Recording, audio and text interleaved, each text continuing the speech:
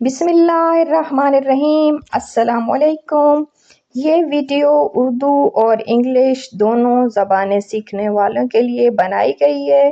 तो चलिए चलकर सीखते हैं आज के अल्फाज। आईना, मिरर। गद्दी, कुशन।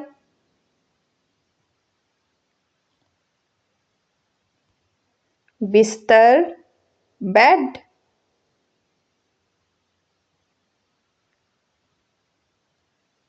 दरवाज़ा, डोर।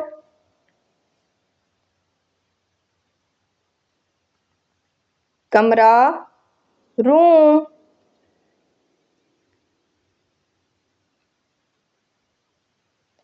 चैनल को लाइक, सब्सक्राइब और कमेंट कीजिए। Thank you. अल्लाह हाफिज़।